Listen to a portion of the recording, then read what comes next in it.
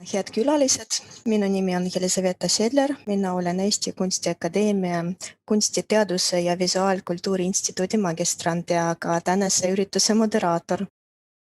Ma tervitan teid näituse eraldatuses kuraatorite ning ka Tartu Kunstimuuseumi poolt ja loengu ajal me palume hoida oma mikrofone kinni, et erinevad kodused hellid ei segaks kuulamist ja see üritus salvestatakse. Näitus eraldatuses oli inspireeritud ootamatus eneseisolatsioonis tekkinud tunnetest. Näituseks valitud teosed on loodud erinevatel aegadel, erinevates kohtades ning kujutavad erinevatest põhjustest tingitud eraldatust. Kuigi meie avamine lükkus edasi, tundus meile, et rääkida sellest erilisest seisundist ja unikaalsest ajaloolisest olukorrast oleks õige just praegu. Eraldatuse erinevaid aspekte me palusime käsitleda Merle Purrel, semiootikul, ühiskonna uurijal ja koolitajal, kes tegeleb vaimse tervise teemadega PEA-asi tiimis ja Eesti noorte vaimse tervise liikumises. Merle on korraga nii teoreetik kui ka praktik ja ta räägib oma eriala vaatevinklist eelkõige vaimse tervise hoidmisest piirangute ajal ja siis tutvustab autorite teoseid, mille ta kuraatorite koostatud nimekirjast välja valis. Meelega me jätsime aega avatud aruteluks loengu järel ja loodame publiku aktiivsele osalusele. Me palume oma küsimusi Merlele või näituse kuraatoritele kirjutada chatis või kasutada käe tõstmise nuppu. Ja nüüd ma annan sõna Merle Purrele. Tere! Tõesti nii tore teid näha ja teile rääkida mitmel nii südamelähedasel teemal. Ja panengi, et mõtetel ja pilgul oleks ka kus puhata, siis jagan ka veidikene slaide. Võite mulle noogutada, kui asi tundub õige. Väga hea. Mahutan kenasti ekraanile nii teie näod kui enda märkmed ja hakkamegi vaikselt pihta. Ja esiteks tõesti ka minu tänusõnad lisaks sellele, et te olete siia tulnud, vaid tänusõnad ka sellele, et nii põnev näitus ja selle üle arutlemise võimalus üldse on. Kui semiootikas tegeleb vaimse tervise teemadega, saab kommenteerida, uudistada kunsti ja välja tuua oma mõtteid, siis see on üks põnev töötamise ja tegutsemise päev. Aga tõesti hästi natukene taustast, et oleks ka selgem, milliselt positsioonilt ma üldse räägin. Oma sellise haridusliku tausta olen tõesti saanud semiootikas, sellises märgiteaduses, tõlgendamise kunstis. Ja kuigi olen õpingute jooksul piilunud veidikene ka kunstisemiootikat ja pagasisse neid analüüsi tööriistu ka kogunud, siis oma sellise erialase valgusvihu olengi pööranud just vaimsele tervisele ja alustasin siis sellest, et uurisin hulga noortega üle Eesti, käisin nendega vestlemas ja uurisin seda, kuidas noored Eestis räägivad vaimsest tervisest ja psüühikahäiretest. Ja jätkan oma õpinguid nüüd sotsioloogia erialal ja kus vaatangi ka laiemalt, et neid ühiskondlikke hoiakuid vaimse tervise muredele abi otsimise kohta.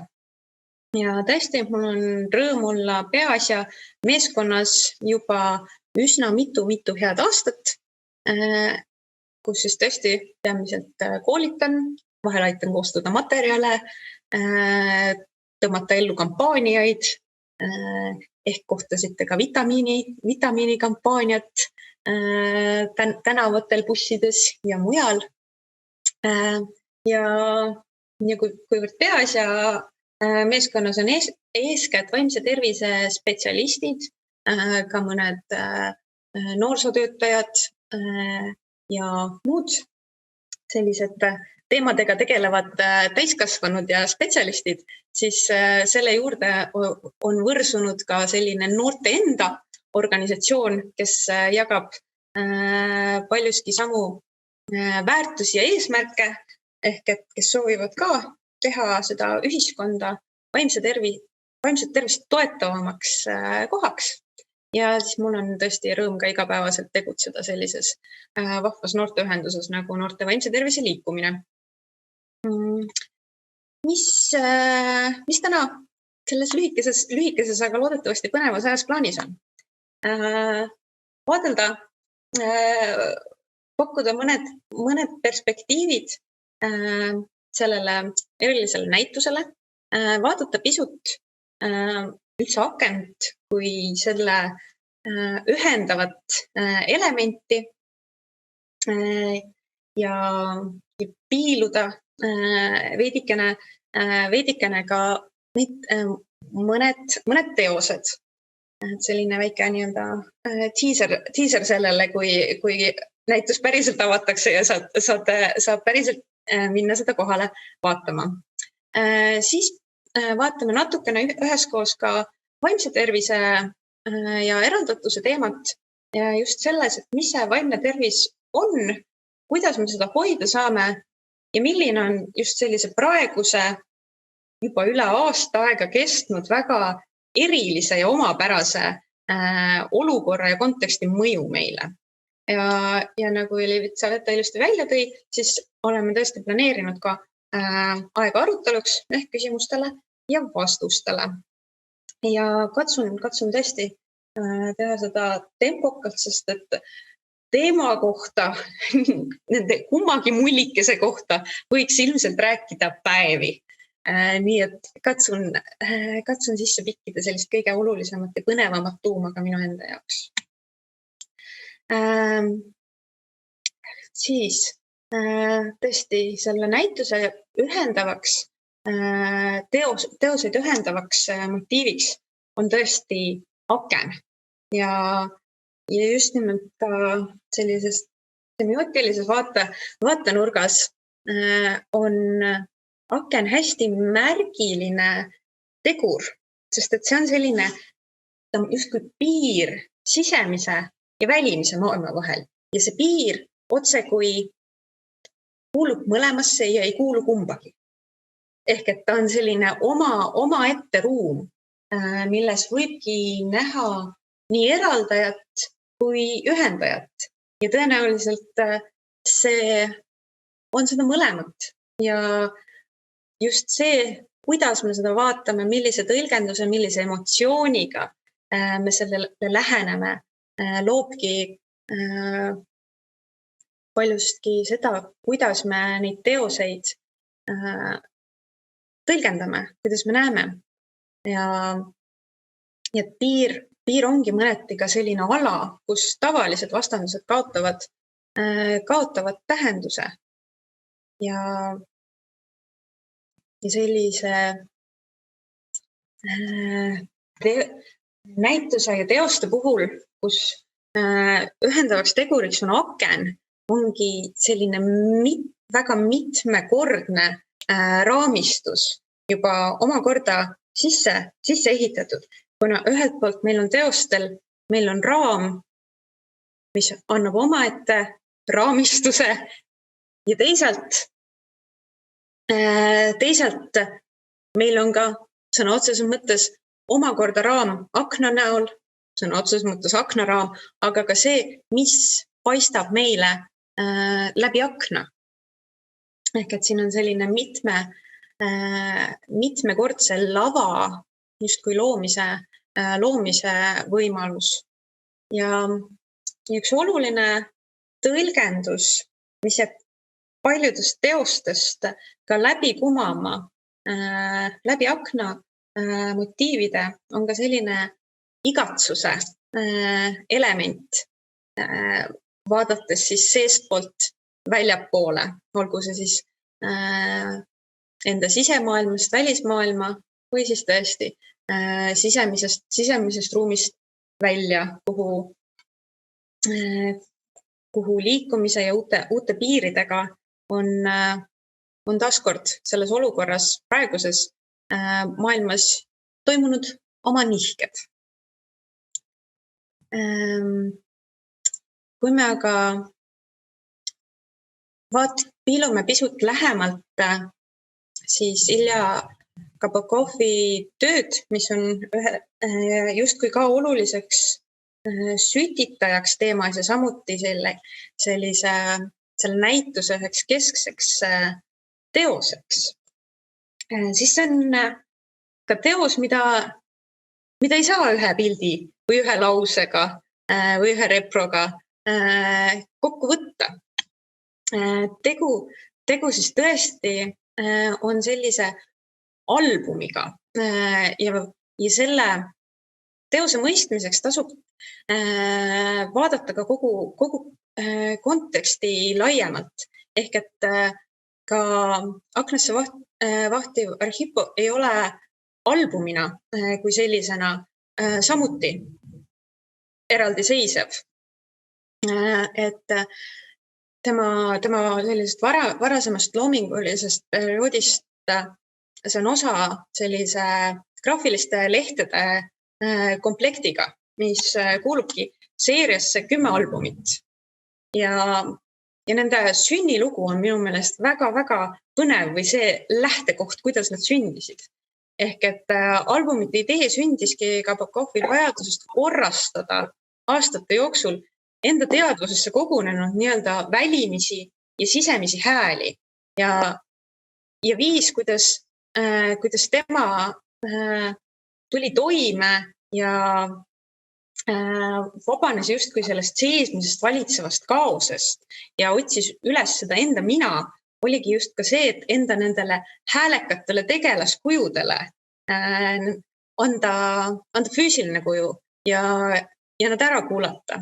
Ja tagantjärgi ta on ka nimetanud seda albumite koostamist, loomist kui selliseks iseenda peas toimuva inventuuriks ja seal leiduvate selliste sügavate isiklike tundmuste süstematiseerimiseks.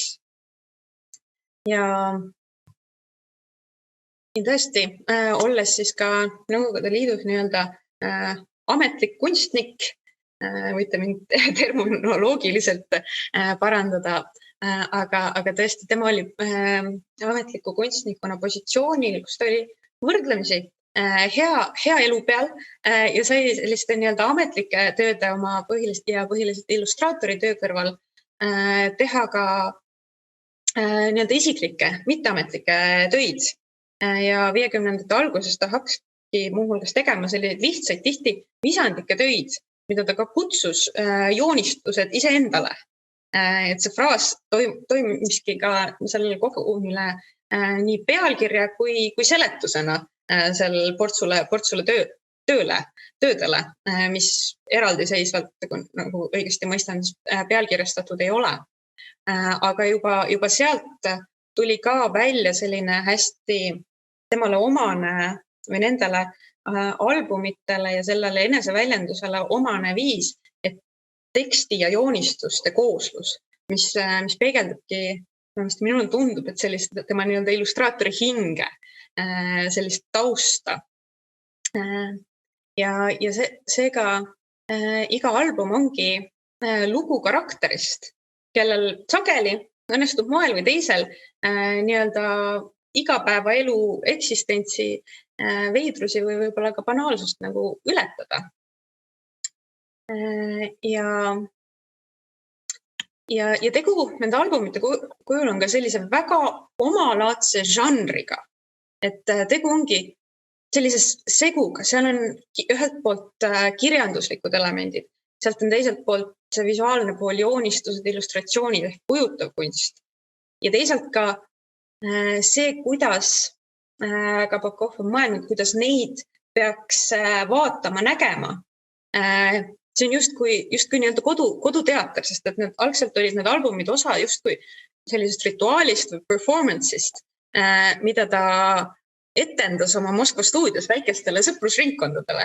Ehk et kokkulepitud ajal kogunetigi tema juures, album asetati noodipuldile või molbertile sarnale alusele ja siis esitleti külalistele ja selle oluline osa ka sellest rituaalist oligi ka nende lehtede keeramine ja see, et neid vaadataksegi justkui mõneti justkui filmilindil liikuvad pildid.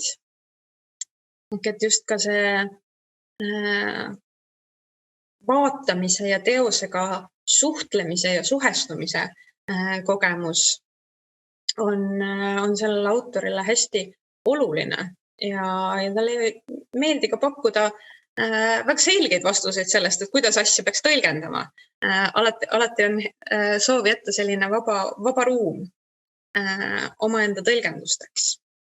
Aga kui me vaatame nüüd lähemalt seda konkreetset albumit, aknasse vahtivat Arhipovit, mis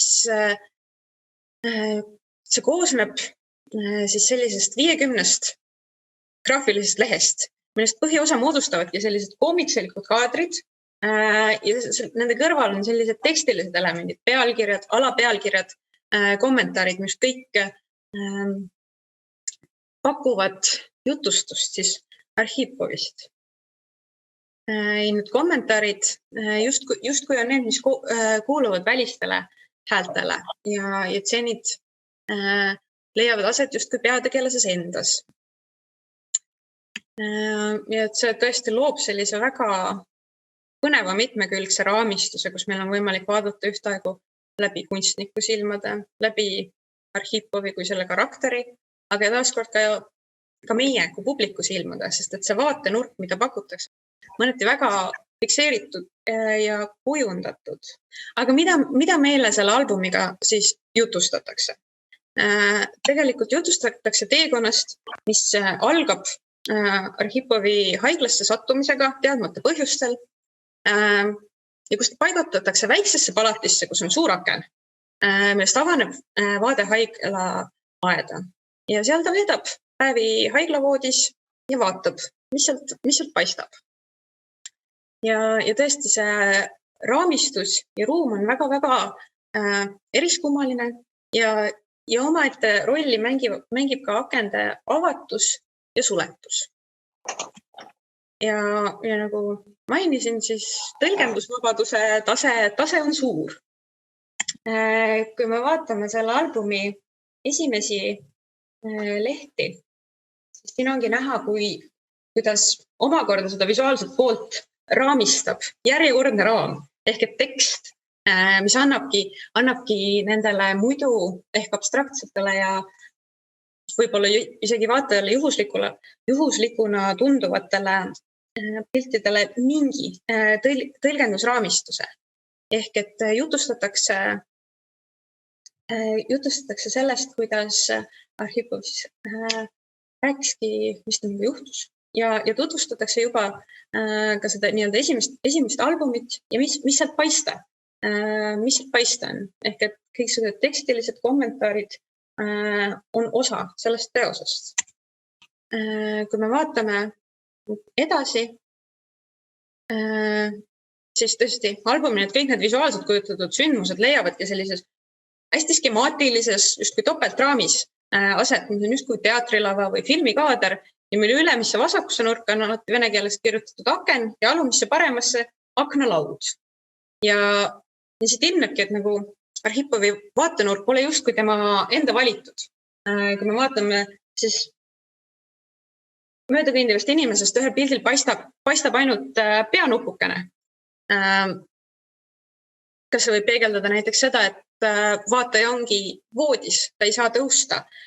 Tema vaatenurk on paika seatud seal. Aga teisalt järgmist pilti vaadates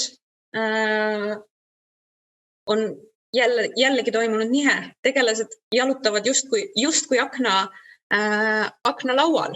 Just tõenäoliselt Kuigi võiks arvata, et võib-olla ta on nüüd esimesel korrusel ja saab istuda, siis ometi ka istudes ei paista selline lavalik asetus. Ehk et mul on tunne, et siit juba vihjab, et ehk on aknast näha ka midagi muud kui ainult reaalsus, ehk ka mingid kujutluspildid. Ja kui me vaatame albumit edasi, siis aina enam tundub, et aknas on näha ka meenutusi, mälestusi ja reaalsus hakkab asenduma unistustega. Ja detailid paigutavad omalaadselt ja Kabakovi teostus on ka varasemalt olnud sellist nüanssi, et paljud detailid asetuvad nurkadesse, äärtesse. Ja jutustades väheke veel edasi, mis ka just nimelt tema arsti kommentaari läbi patsientile kahjuks elulootust ei anta. Ja sündmuste käik võtab halvema pöörde. Ja nii nagu muutub Arhipovi tervislik seisund, muutuvad ka joonistatud kaadrid aknas. Ja siis toimubki ka selline oluline nihe, kuidas kujutatakse, ehk et me jõuame justkui teise vaatuseni, Arhipovi teise albumini, kus aken on avatud. Ja avanenud aknast paistab tühjus või justkui selline ere valgus. Ja nüüd on küljeaknad need, kust peegeldub kujuteldav. Ja sealt kujuteldavast saab ka päris paljud aimata raudteejaama, rongisõitu, justkui koju jõudmist või ruumi sisenemist. Ja liikudes edasi oma tervise lõpupoole, oma elu lõpupoole, siis tulevad ka sisse sellised levinumad, äratuntavamad sümbolid, ehk et sellised inglitiibadest moodustunud avavusest justkui uude dimensiooni minek. Ja Arhipovi suremist tähistabki seal tühi raam, jätkuvalt tühi aknaraam. Ja omakorda sellist visuaalset jutustust, mida on pikkinud tekstilised kommentaarid, seda samuti raamistab tekst sellise kõrvaltegelaste kommentaaride poolt, mis taaskord annavad raamistust, kuidas tõlgendada ja mis siis temast sai ja kuidas ta oli seotud nende teiste jutustajatega. Aga tõesti selline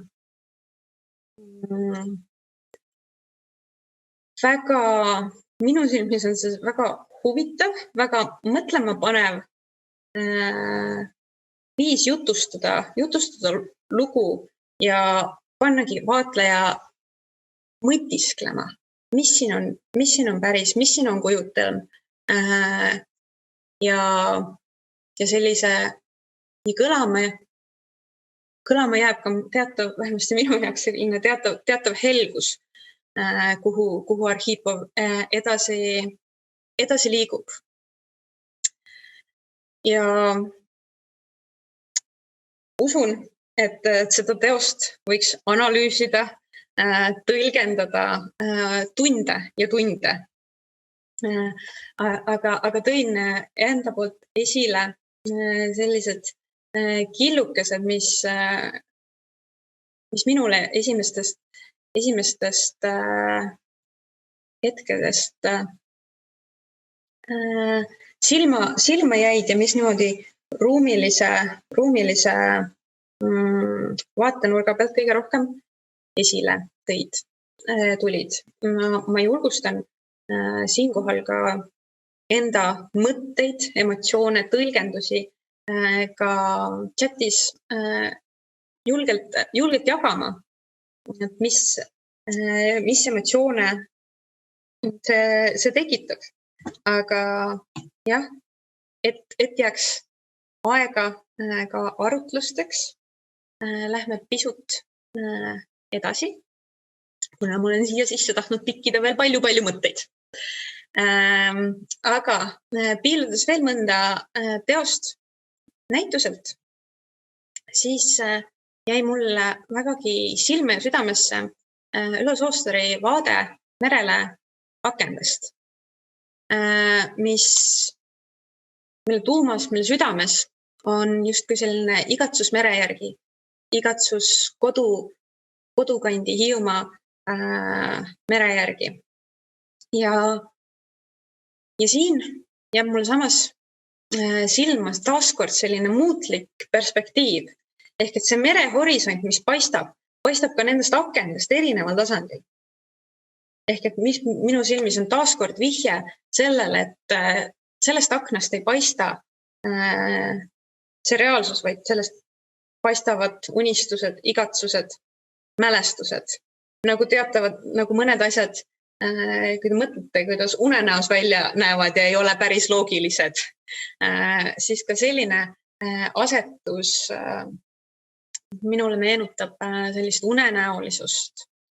Ja mis selle teose juures väga kihvt on ja mis võiks olla ka üks sütitajastest, kui päriselt näitusi saame taas vaatama minna.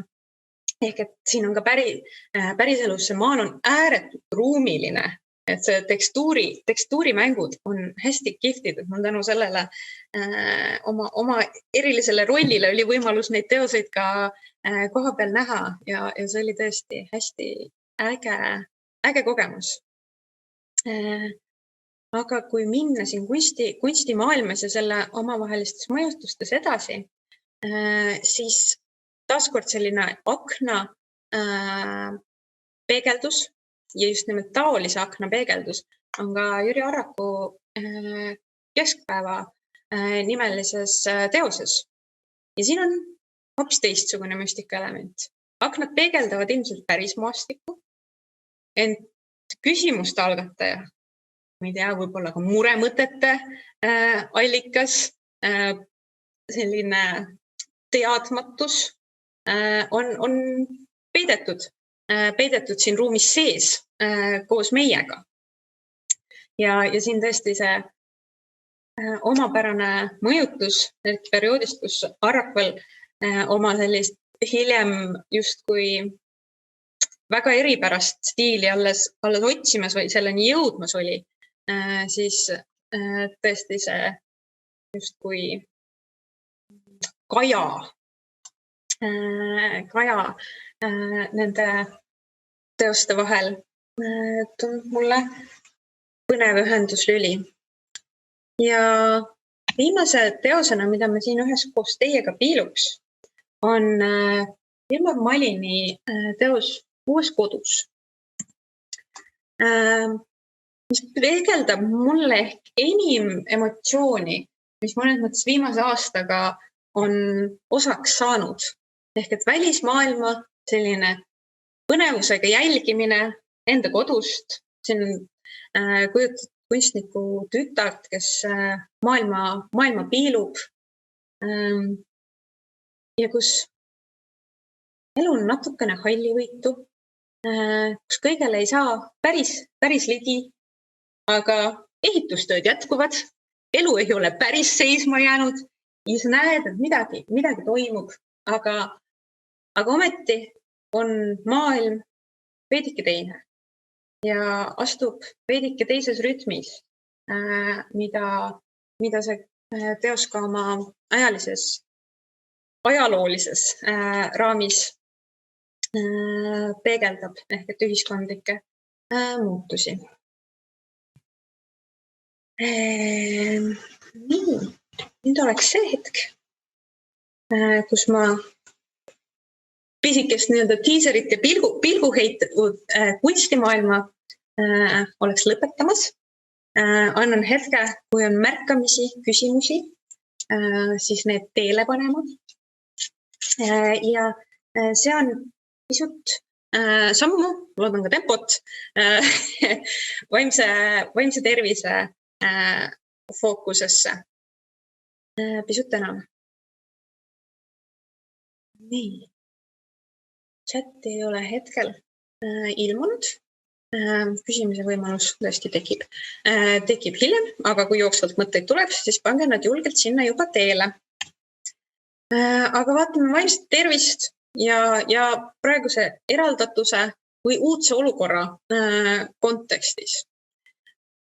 me ei saa jätta mainimata, mis see vaimne tervis on, selleks, et olla ühel lehel.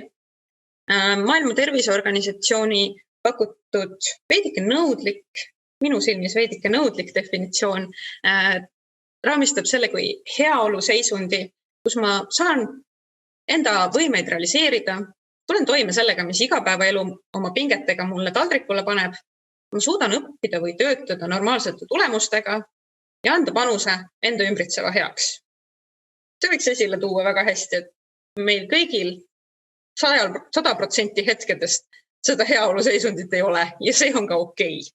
Märkamise koht on see, kui see heaolu läheb juba 2-3 nädalaks näiteks kaotsi. Aga me võime vaimset tervist tõlgendada ka veidike teistmoodi.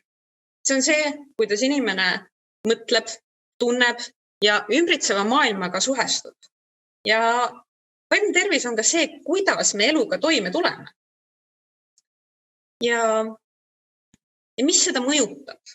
Sest et see on oluline ka mõistmaks, kuidas praegune olukord ja miks ta meie vaimset tervist on mõjutamas.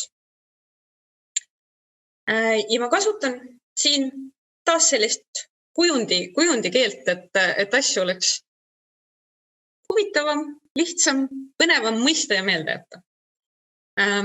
Aga need tegurid on kõik omavahel koosmõjus ja üksteist mõjutamas. Aga esiteks meil on sellised bioloogilised tegurid. See on see kaardipakk, mis on meile geenidega kaasa antud. Ja mille osas meil ei ole eriti midagi teha. Need on need asjad, mis me oleme kaasa saanud endale. Füüsilise tervise poolt kaasa sündinud terviseprobleemid või riskid. Ka see, kuidas meil erinevad ravimid mõjuvad, kuidas meil eluks vajalikud ained imenduvad. Ehk et see bioloogia ja füsioloogia pool. Teisalt, psühholoogilised tegurid. Minnes kaardipaki metafooriga edasi, see on see, kuidas me tõlgendame seda meile kätte antud kaartide valikut. Ja seda, et kas me vaatame seda, et siit mängust ei tule küll mitte midagi välja. Või me vaatame seda väljakutsena. Ja see on ka see, et kas ja kuidas me oskame mängida. Ja minnes metafoorist natuke konkreetsemaks, see on näiteks enesehinnang, see on maailmast tuleva kogu selle sisendi tõlgendamine, inimese temperament, enesega toimetuleku oskused ja nii edasi. Ja viimaks on ka need sotsiaalsed tegurid. Ehk et metafoori keeles need inimesed, kes on meid õpetanud neid kaarte mängima ja kes on meie mängukaaslased praegu. Ehk et meie pere, sõbrad, kolleegid, aga ka suhted lapsepõlves, ka näiteks traumad. Ja siit ka see tegurite vastastikune mõju tuleb ilmseks. Ehk et ilmselgelt meie lapsepõlv on mõjutanud ka näiteks seda, kuidas me seda maailma tõlgendame. Milline on meie enesehinnang, kuidas me oskame toime tulla. Sest et see, kuidas me neid kaarte mängime, on ju õpetatud meile justkui selle ühiskonna ja meid ümbritsevate inimeste poolt.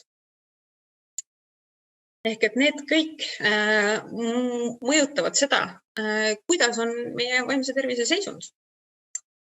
Nii, ma näen, et vormistus on otsustanud teha oma animatsiooni ja välja tuua või eriti veel, kui olulised on toetavad suhted, aga jätame selle killu sinna, sest nad tõesti on hästi olulised. Aga kuidas me vaimset tervist hoiame, taastame ja toetame? Alustaladest tuleb alustada, piisav uni ja puhkus, regulaarne mitmekesine söömine, enda liigutamine. See, kas me räägime iseendaga oma peas justkui sõbraga või justkui, võib-olla ütleme nii, et kuidas iseendaga rääkimine vahel kõige loomulikumalt tuleb, eriti kui mingid asjad ei lähe just nii hästi, kui me tahaksime. Ehk et see, kas me oleme enese vastu sõbralikud või lähme automaatselt sellisesse enese piitsutamisse ja enesele etteheidete tegemisse. Toetavad suhted, sest need samad kaardimängu kaaslased ja ka meeldivate emotsioonide kogemine. Need on kõik tegurid, millega me saame iseenda heaks väga palju ära teha.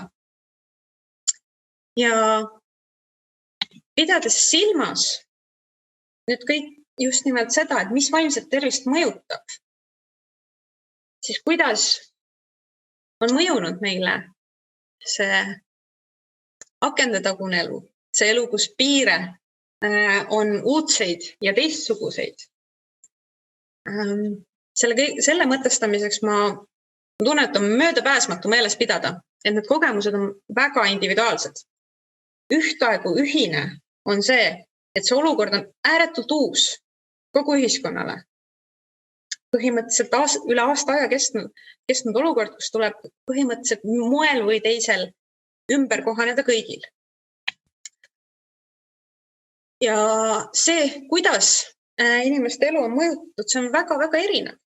Kellel on tööd vähem, kellel on rohkem, kes võib olla jäänud tööta ja ka eri valdkondades tegutsejatel on väga-väga suured erinevused.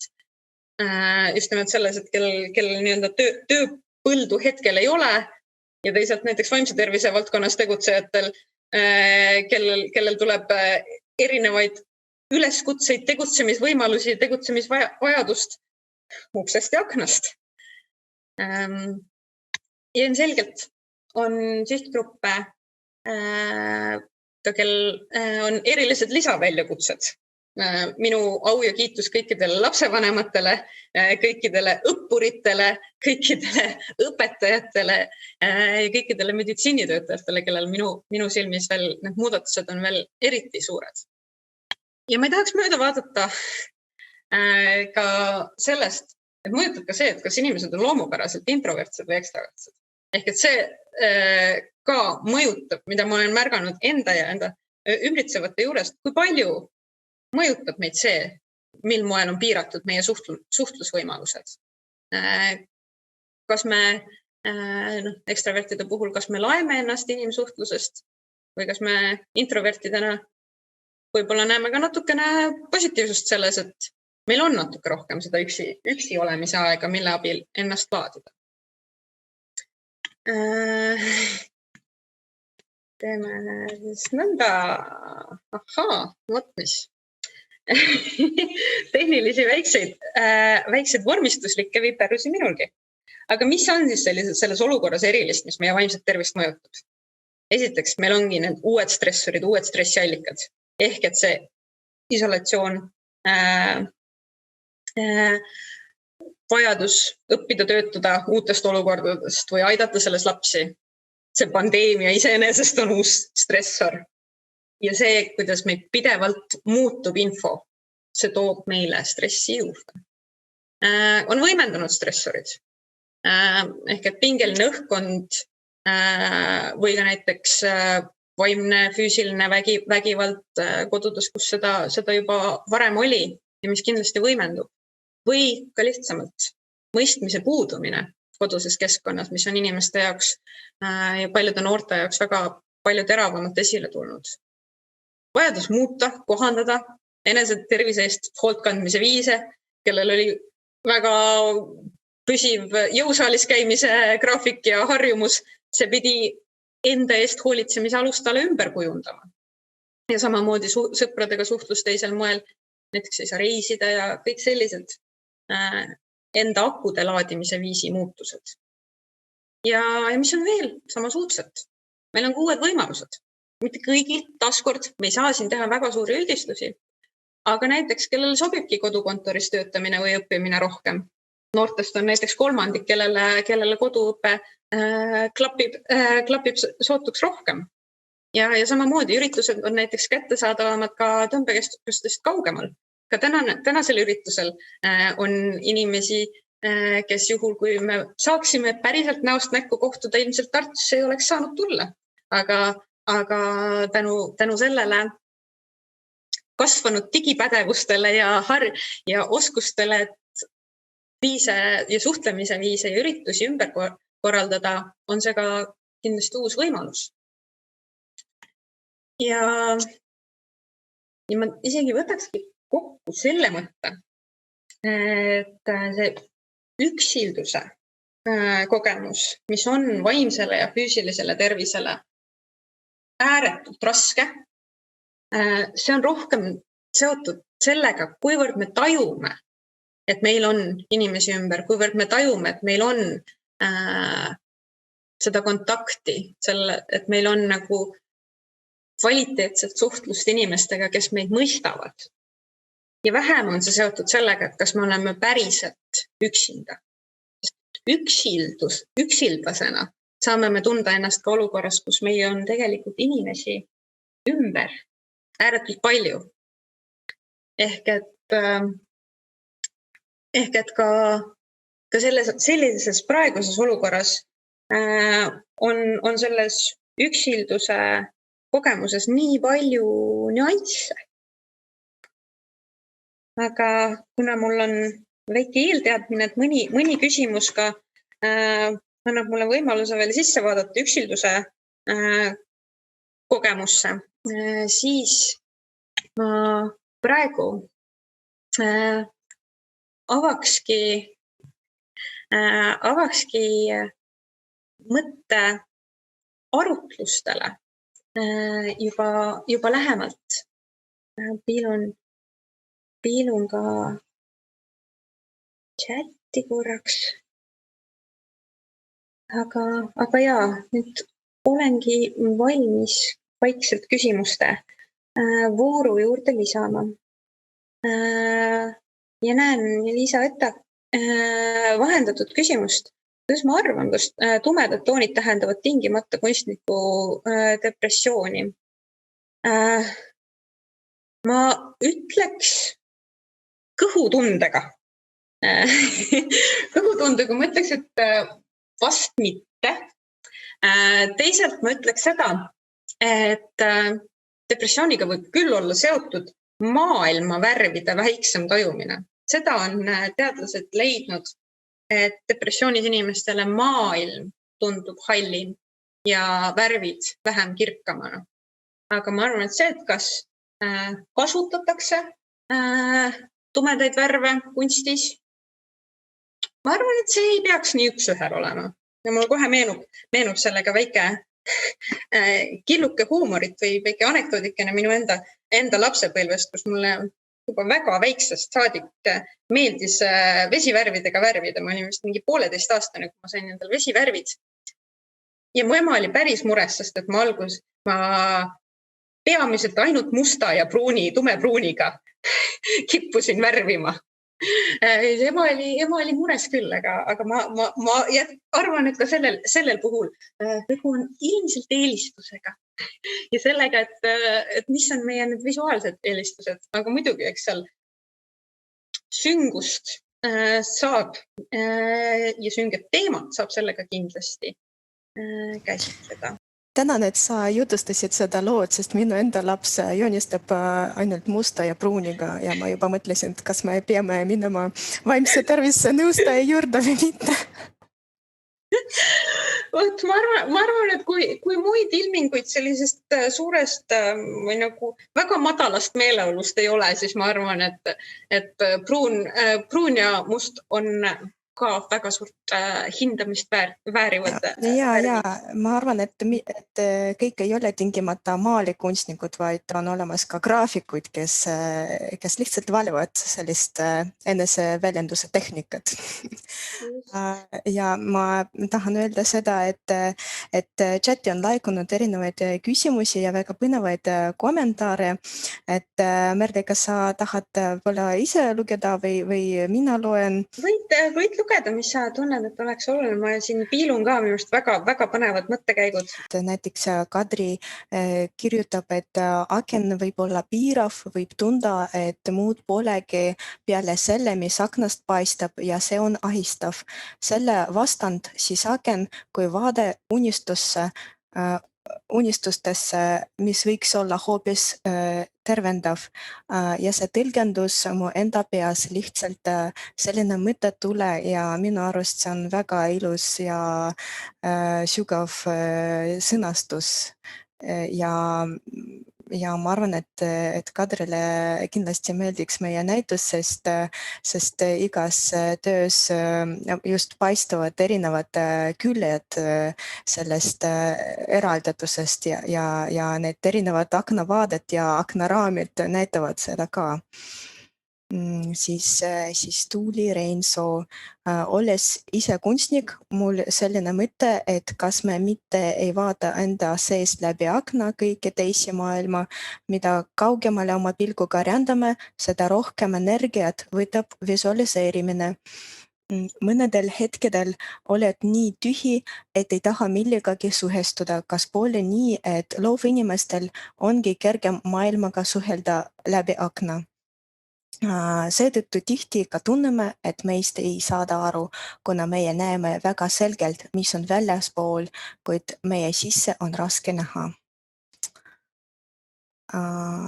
Ja siis ma arvan, et järgmine on kindlasti see küsimus, Merle, mida sina võiksid vastata ja kommenteerida, et Kerli küsib, kuidas sellisel ajal üksteisele toeks olla ja kuidas aidata lähedasi.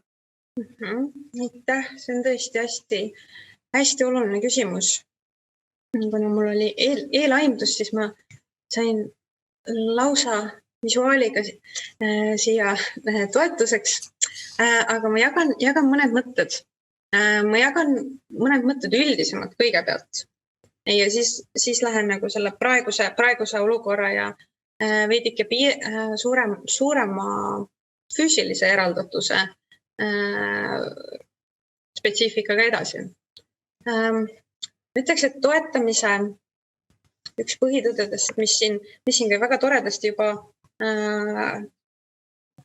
vestlusaknas esile käis, ehk et või esile tuli, ehk et toetamise individuaalsus. Ehk et tegelikult esiteks igal juhul meeles pidada seda, et see, mis on just sellele inimesele toetav, keda mina soovin toetada, see on hästi individuaalne, see on hästi isikupärane ja seda ütlema on see inimene ise kõige suurem ekspert. Jah, selle vastuseni jõudmine võib võtta ka aega, aga selline võtmeküsimus ka see, et kuidas ma saan sulle toeks olla. Ehk et kui ma saan ühe hästi praktilise soovituse anda, siis katsuda enda peas ümber kodeerida lause, kas ma saan sind aidata või kas ma saan sind toetada, küsimusega, kuidas ma saan sulle abiks või toeks olla. Sest sellel esimesel küsimusel automaatne vastus, ei, ma saan ise hakkama, tuleb kuidagi maru kergelt üle huulte. Ja kui me pöörame seda nüanssi natuke, et kuidas, millega, mida ma päriselt saan teha, mis sind toetaks, mis teeks praegu lihtsalt vastupidamise kergemaks või mis teeks lihtsamaks. Need võivad olla praktilised asjad, nagu reaalselt et nagu tead, mul on hullult raske, see nõudekuhi on kasvanud laeni ja ma ei saa sellest ise jagu. Ehk et see võib olla hästi praktiline, see võib olla see, et inimene tegelikult tahab, et keegi kuulaks teda ära. Vahel inimesed võivad tahta nõu, vahel võivad inimesed tahta seda, et nad lihtsalt ei peaks tundma, et nad on üksi. Ehk et see esimene võti oleks püüda aru saada, mis on see, mis oleks sellele inimesele kõige toetavam praegusel hetkel. Ja kui tal ei tule endale nagu neid vastuseid, mis on ka väga okei, siis pakkuda neid erinevaid variante. Ja kui me vaatamegi ka praeguse aja võimalusi, siis toon mõned mõtted, näiteks videokõned, kas või nagu taustale, et niimoodi, et teeme ühiselt süüa, ehk et see videokõne näiteks taustal nii, et me ei pea kogu aeg rääkima, aga me teeme justkui selle akna, virtuaalse akna siis üksteise eludesse. Me ühendame selle ruumi, me võime koos rääkida, me võime koos vaikida, me võime koos asju teha, aga me oleme teinud sellise akna üksteise eludesse. Samamoodi asi, mida ma ise tihti rakendan, on ka sellised telefoni vahendusel koos jalutamine. Juhul, kui kui nagu see inimene, keda ma toetada või kellega me vastastikku toetada soovime, on näiteks teises linnas. Mina jalutan Karlovas, tema jalutab Nõmmel, aga me jalutame justkui koos ja me saame rääkida. Ja siin nagu praktiline investeering, kõrvaklapid, siis ei väsi käsi telefoni hoidmisest ära ja on see koos jalutamise kogemus veel rohkem nagu elulisem. Ja tõesti lähtuvalt sellest, mis on see, mis oleks inimesele toetav. Kas tal oleks toetavaid meenutusi vaja?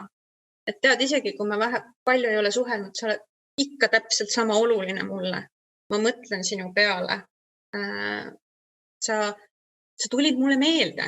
See võib olla, eriti noorte inimestel, see võib olla lihtsalt aeg-ajalt nagu naljakate meemide saatmine üksteisele, nagu mis iganes, aga see, mis sellele inimesele annab märku, tead, ma mõtlesin su peale. Ja nagu ma arvan, et päris kirjade saatmine on ka üks ääretult armas ja vahva võimalus midagi uudset teha. Ja toetamise kohta selline laiem soovitus. Ma soovitan otsida Peaasja lehel ja üleüldiselt on ka selline koolitus ja nagu vaimse tervise esmaabi. Ehk et me võime päriselt õppida, kuidas lihtsate sammude toel inimestele konkreetselt nagu abiks olla. Seal on ka, kellel ei ole võimalust tervet koolitust läbi teha või vähemasti kohe, siis on võimalus ka videotest tutvuda, et mis need sammud on.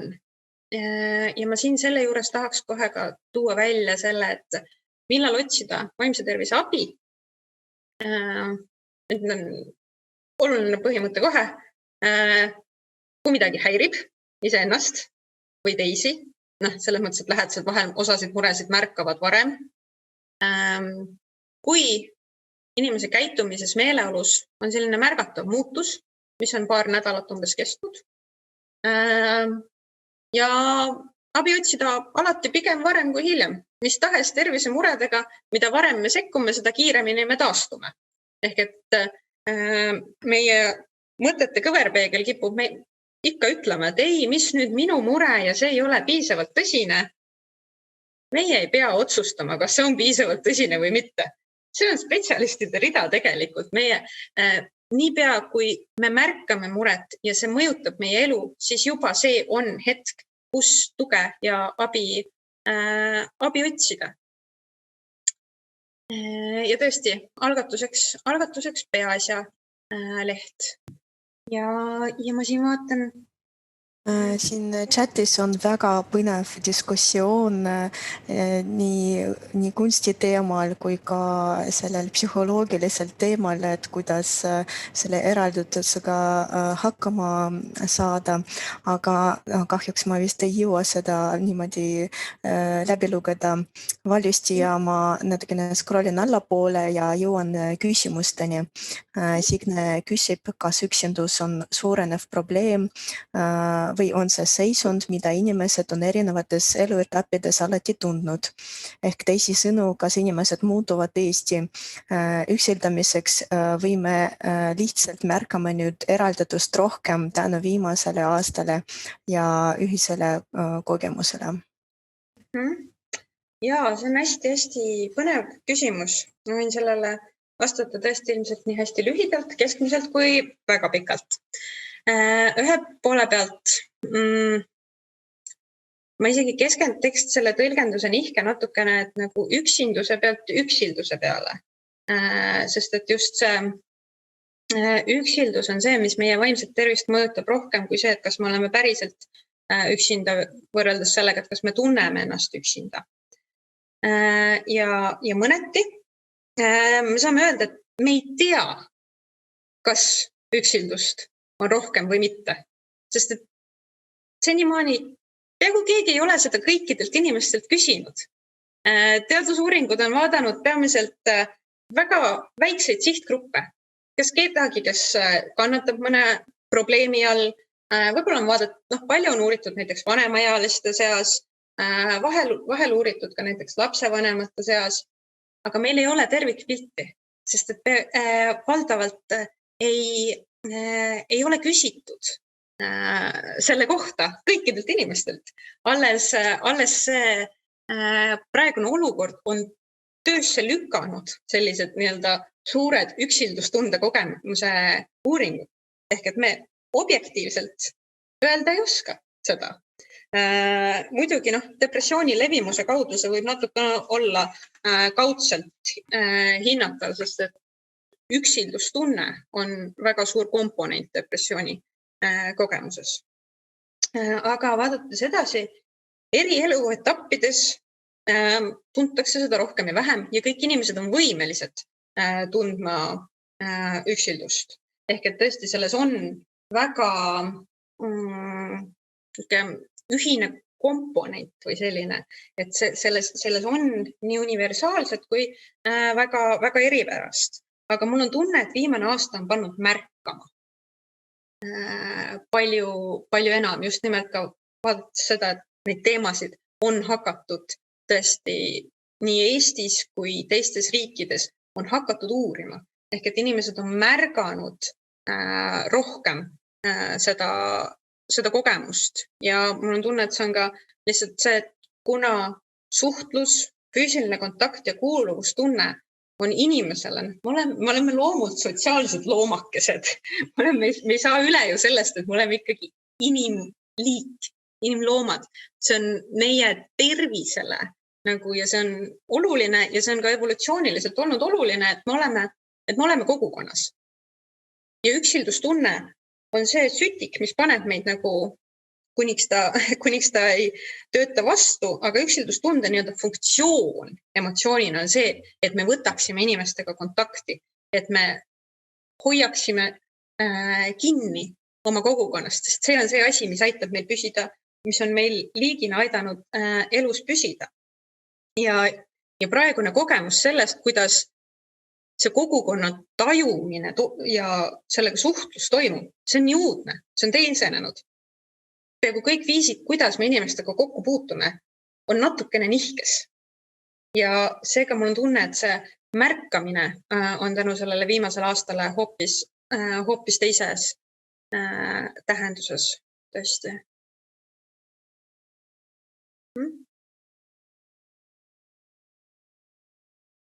Nii, ma vaatan kella, kahjuks aeg jookseb nii kiiresti, et ma tahan tänada Merlet ja oma kolleegi ja külastajaid, kes leidsid aega, et diskuteerida sellel teemal, avaldasid oma arvamusi ja esitasid selliseid põnevaid küsimusi.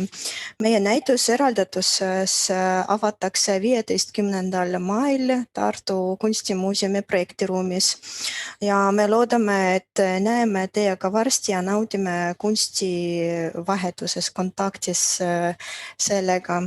Ja ma tean, et Merlel oli valmistatud väga ilus selline lõppakord sellele kohtumisele. Ja kuivõrd tõesti palju, mis me oleme rääkinud ja paljud teosed, mida me siin piilusime, võis teemadest või piltidest jääda selline tumedam noot kõlama, siis justkui vaadates tagasi, et kuidas me sellele kaardipakile vaatame, siis saab ka praegusele uudsele olukorrale vaadata ka positiivsemalt. Ja lõpetuseks tahangi kutsuda üles inspireeruma ka näituse teoste sellistest positiivsetest tõlgendustest. Ehk et üleskutse, et võtamegi kätte ja aeg-ajalt vedeleme mõnusasti oma ette, nagu Andres Toltsi Hüljes ja naudime rahulikumat tempot, nagu Karl Pärsimäe Aknal vaatav naine, kes on avatud sellele uuele tempole ja sisse enesesse vaatamise võimalusse, mis meil hetkel on. Ja minu poolt ka hästi suured tänusõnad. Mina veel lippama otseselt ise kohe ei pea, nii et ma võin ka natukene aega siin olemas olla. Mulle võib julgelt ka kirjutada. aga tõesti oli ääretult tore ja põnev teiega seda arutelu ja mõttevahetust pidada.